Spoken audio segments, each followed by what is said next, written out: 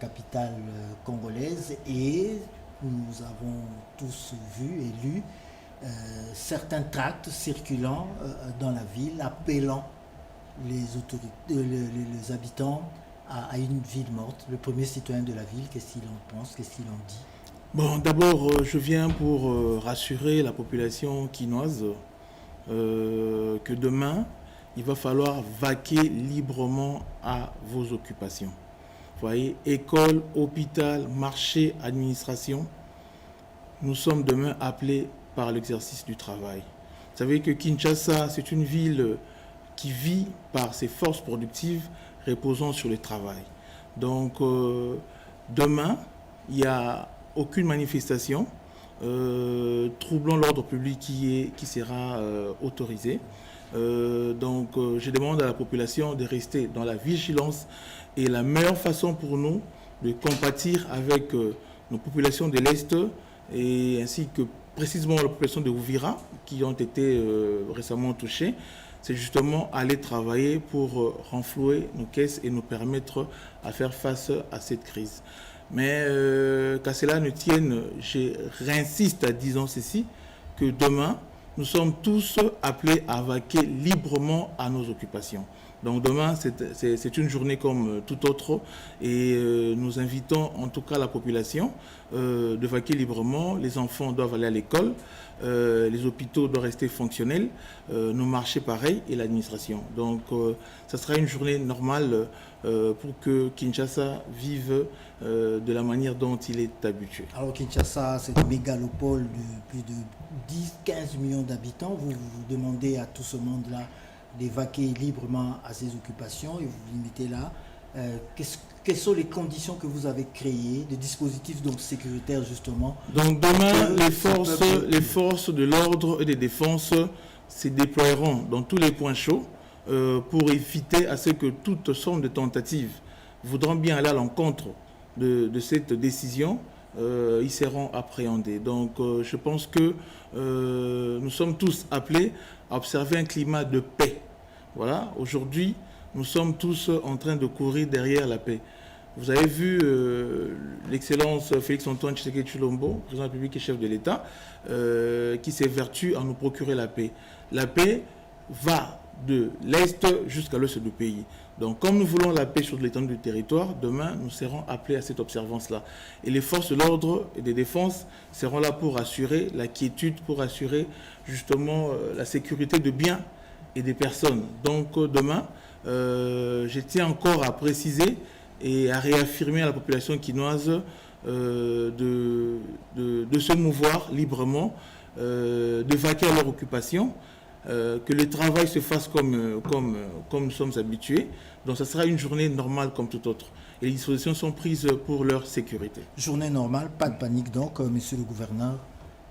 Si vous pouvez résumer ce que vous avez dit en langue lingala pour que tout le monde puisse bien saisir la portée de tata, maman, famille nyonso bilenge, lobby ezali journée lokola journée nyonso. To bengi na bino bo vaquer librement na occupation na bino. Ça dit bo bima bo kende misala, bo wenze, ba fungola, ba sala bateka, ba commerce et sala misala administration et sala musala nango et aussi biso lokola l'état tous à disposition nion sécuritaire pour nous permettre bino de circuler librement na ba bien na bino. Donc na sengi na ba kinoise nion so lobby lokola mo mesano ba kende bongo na misala bana ba kende classe ba hôpitaux à la polele ba commerce efungama. Donc Kinshasa est fonctionné ndenge et mesana. Donc ville morte ezalité, manifestation moko ezalité. Eza okende kotika memo na ambassade accréditée, kotika memo na parlement, nyonso wana ezali na surséance.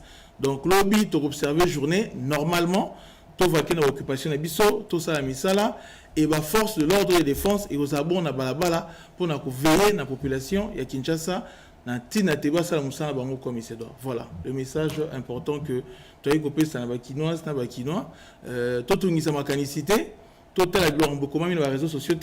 Mais tous la bon focus dans Moussala. Nanzela, Moussala n'est pas ça que ville oyo et au Kokabon, Kokende Libosa. Et Bonga. Effectivement, Kinshasa fait beau. Monsieur le gouverneur, merci d'être venu, à vous, amis téléspectateurs. Merci de nous avoir suivis et bonne semaine à tous et à toutes. Merci.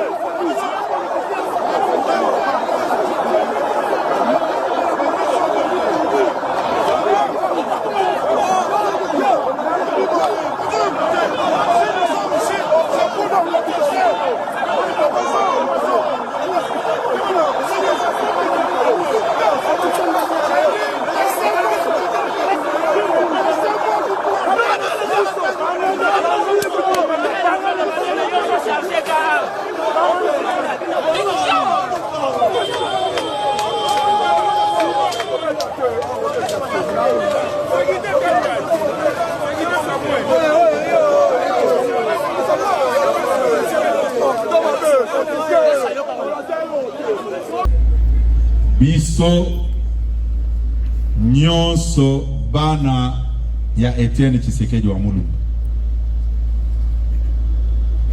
tokoki jamais koyoka biyoka yokate bozola na ngai biso tokoyoka kako mokonzi na biso akoloba toza koyoka na malamu bino ba président cellulaire ba président sectionnaire Nasina yebisa bino na ba fédération. Vous devez collaborer avec les services de sécurité. Il faut au patrouille Kamboka oyo Munguna akota te. Vous devez collaborer avec l'ANER, DEMIAP, police, bino ba motocycliste. Na yebisaka bino place oyo ba motocycliste bozali awa botombola maboko na mona bino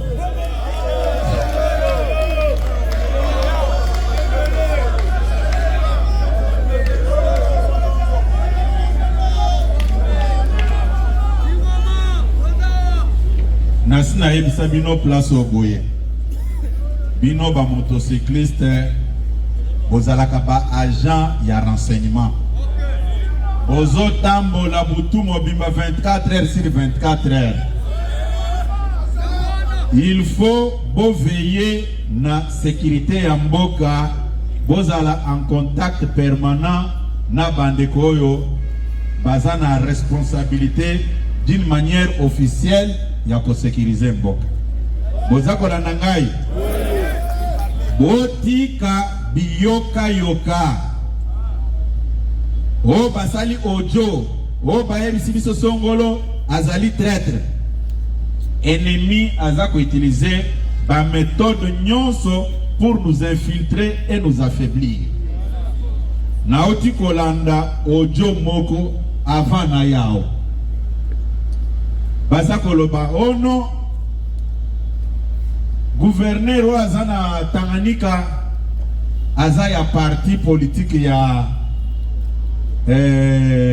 Peter Kazadi Kabuya mutuatia ki place wana ngana lobi me batu bakozala na kindoki ya boeti na niveau nini gouverneur aza kuna na Tanganyika aza gouverneur ya parti politique ya actuel président ya Sénat de Kosama Lukonde nde gukolo gouverneur aza kuna ngana lobi ekomi mutu alali boye comme Kabuya nazongeli ba matine na kotika bino lisusu te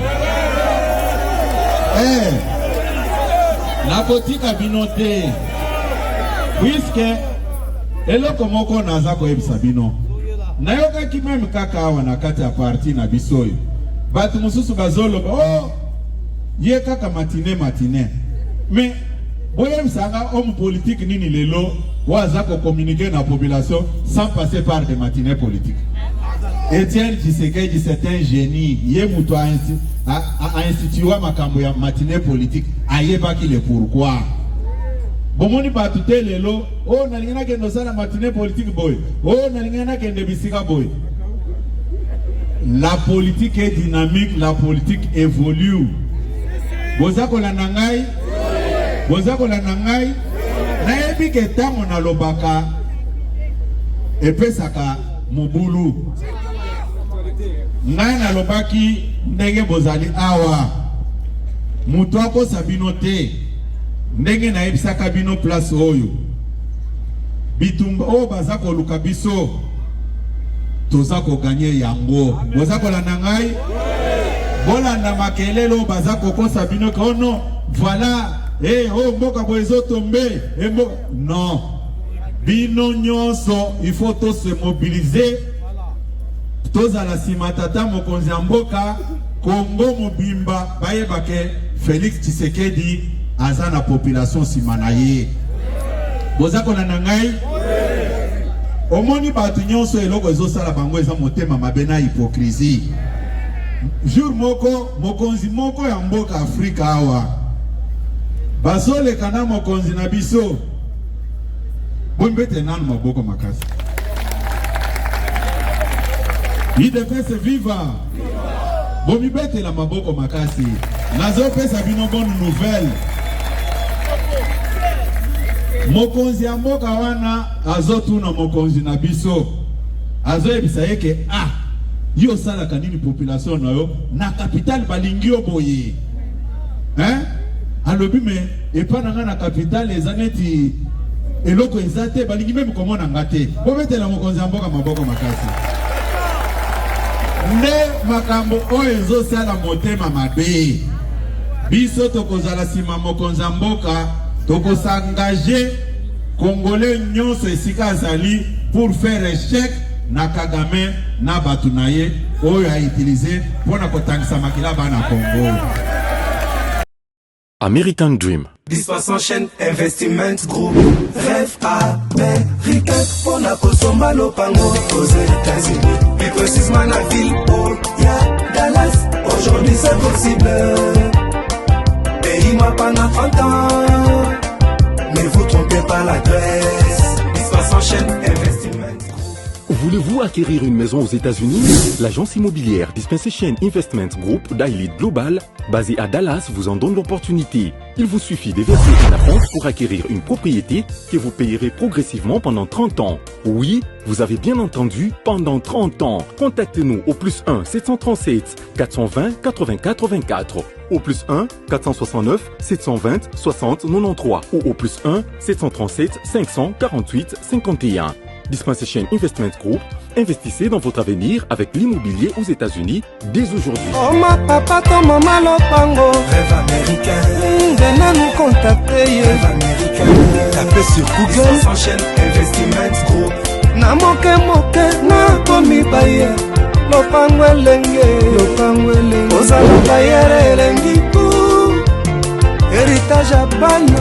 Rêve américain. On a consommé Lopango aux États-Unis. Plus précisément la ville où il y a Dallas. Aujourd'hui c'est possible.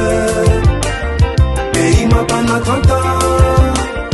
Ne vous trompez pas l'adresse. Dispassant chaîne Investment. Lotaka Music Band International.